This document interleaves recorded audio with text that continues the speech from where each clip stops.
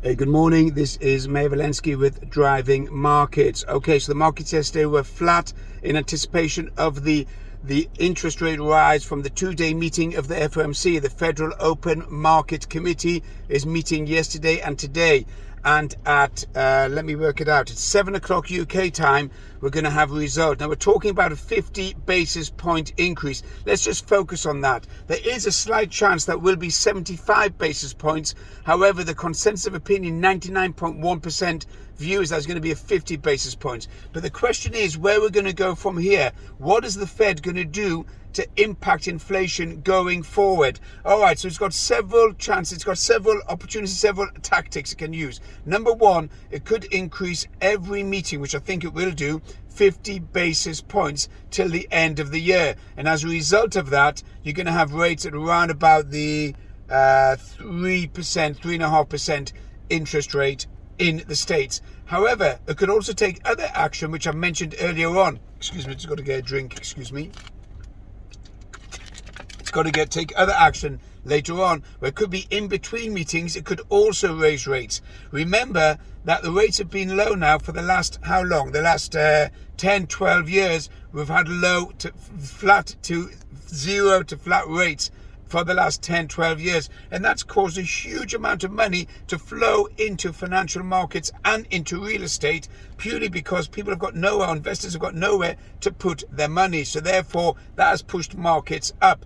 Going forward, you've also got a $9 trillion, not 9 billion, $9 trillion balance sheet on the Fed. The Fed needs to get rid or reduce that balance sheet significantly, because all of that balance sheet has been accumulated from the bond buyback program and the bank stimulus program and also the Corona COVID-19 stimulus program. So there's a huge amount of money that's flowed out of the US government and the central governments in Europe and the UK. If you were to look at bonds as a guide, the European bonds, which is mainly the French and German bonds, they are at 10-year all-time highs. Now, they're not talking about significant numbers, but the Bundesbond is running at 0.9, which is way high above where it's been for the last 10 years. And you've got the French bond, which is running at around about the 1.35, 1.40. You've also got UK gilts are at all-time highs over the last 10 years.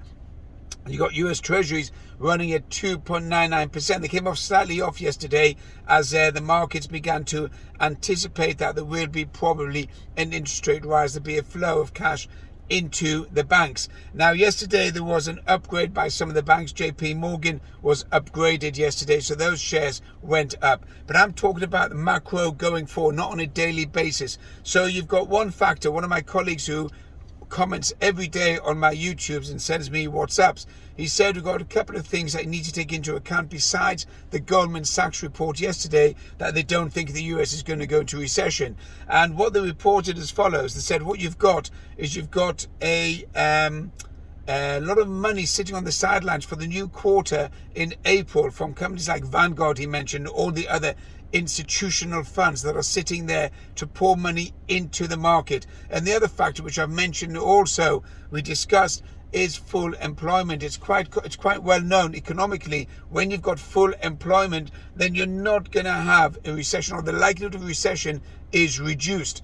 However, unemployment rates are increasing, especially amongst the high-tech and the growth tech sectors. That people are being laid off across the board. I know for a fact in Israel and the Middle East, there's been layoffs. In the US, there's been layoffs. Also in the UK and Europe, there's been layoffs in the high-tech sector. Why is that? Because the high-tech sector is a really high-risk sector, and its appetite for money, or its rate that it burns money, is so significant that it's constantly got to pull in money all the time from different sources, whether it's from startups or initial investors or stage 3 or stage 4 or SPACs, etc. If you look at the SPACs, the special purpose acquisition companies, they are down around about 81% over the last 12 months. That is huge, and most SPACs now are negative territory and losing money. So there's been billions poured into SPACs, which is an investment just below the NASDAQ. Therefore, you can qualify for a SPAC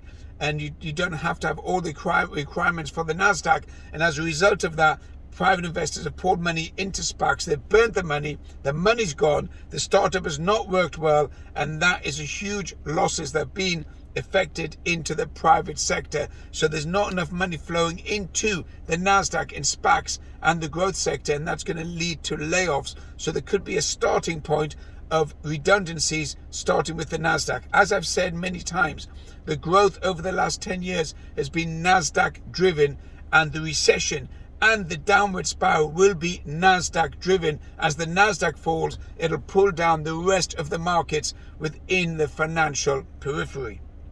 So be aware of that.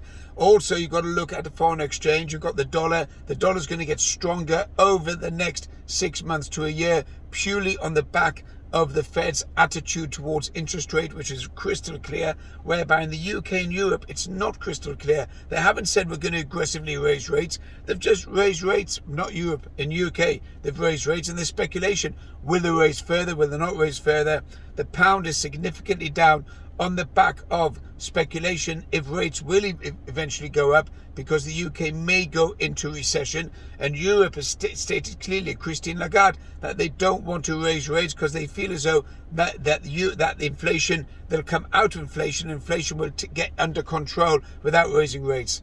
What is she dreaming? Is she living in some cloud cuckoo land or what? Inflation will not come under control unless you start taking action on the bond buying program and raising interest rates. So inflation in Europe is likely to rise further.